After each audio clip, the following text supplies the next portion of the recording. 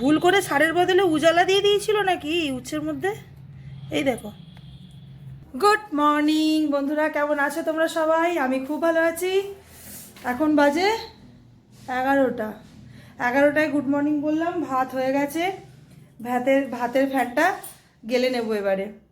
তো রোদ্দুর উঠবো না করে রাত্রে সকাল 11টায় উঠলো। বেশ ঠান্ডা, জানো, শীতের ঠান্ডার মধ্যে সব কথা জিভে এসে আটকে যাচ্ছে, আর বাইরে বেরোতে চাইছে না। খুব ঠান্ডা, মানে জলে হাত দিতে পারছি না, কিছুতেই কিছু কাজ করতে পারছি না। এখনো এইগুলো কাঁচা বাকি আছে, এগুলো পিসি কাচবে পরে। ওগুলো ভালো করে শুকনো করে যতক্ষণ না জায়গা মতন রাখতে পারছি ততক্ষণ ওগুলো কাচতে দিতে পারছি না, কারণ জায়গা বড়ই অভাব। চলো তাহলে পরে আসছি, টুকটাক কাজগুলো করে নিয়ে।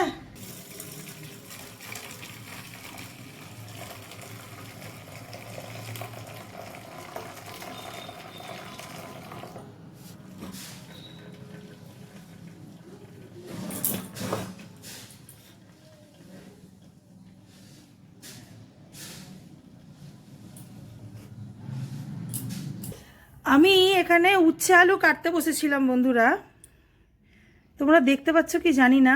উচ্ছে কাটার পেকে গেলে খুব সাধারণত এইরকম কালার আসে, দেখতে পাচ্ছ? দাঁড়াও,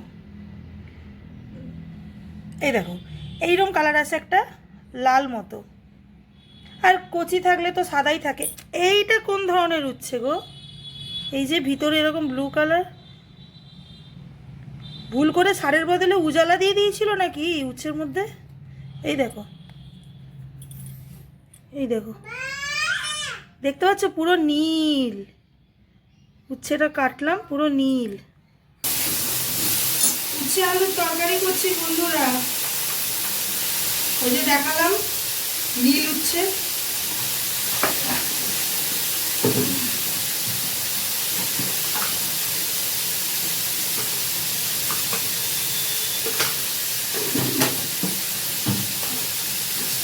সকালে স্নান টান সেরে, পুজো সেরে, ছেলেকে খাইয়ে, রান্না দেরি হয়ে গেছে, আজকে উঠেছি 8:30টায়।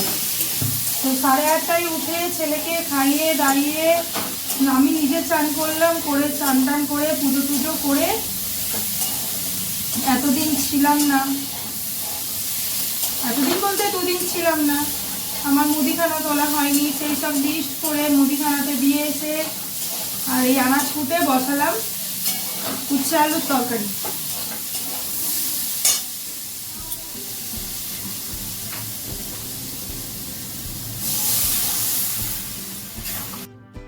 চলে এসেছি আমার পুকুটাকে খাওয়াতে, ধরে বেঁধে খাওয়াতে হচ্ছে। শুধু সোফা ধরে ধরে দাঁড়িয়ে পড়ছে, আর সোফার এক প্রান্ত থেকে এক প্রান্ত হেঁটে হেঁটে পালাচ্ছে। ওইভাবে খাওয়াতে পারি বলো? ওই জন্য ধরে বেঁধে ওকে খাওয়াচ্ছি। কত কথা শুনছে, যা জিজ্ঞেস করছি সব ঘাড় নেড়ে নেড়ে হ্যাঁ বলছে। ওকে নিয়ে যে আমার সারাদিন কিভাবে কেটে যায় বন্ধুরা, সত্যি। একা হাতে ম্যানেজ করতে একটু প্রবলেম হলেও ও ঠিক আছে, নো প্রবলেম, ওটাই নো প্রবলেম। চলে এসেছি খাবার নিয়ে, খাওয়া দাওয়া করে একটু ঘরটা ভালো করে একটু মুছে নিলাম পরিষ্কার করে। এটা আমি রোজই করি।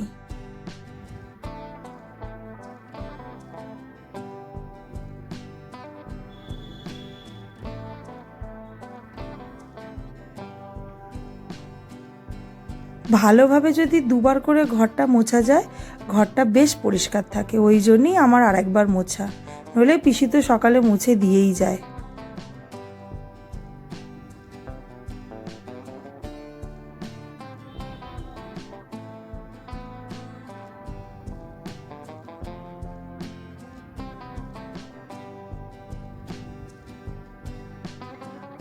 এত জামা কাপড় আমার জন্য অপেক্ষা করছে।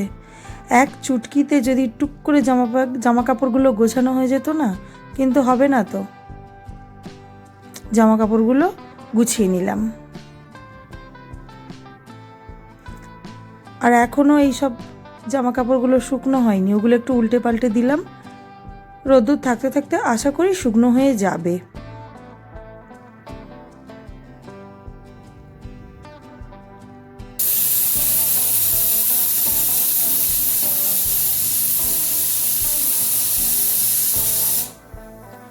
ছোলার ডালটা সেদ্ধ করলাম। চা নিয়ে চলে এসেছি সন্ধ্যাবেলার 1 কাপ র চা। এখানে করছি রুটি।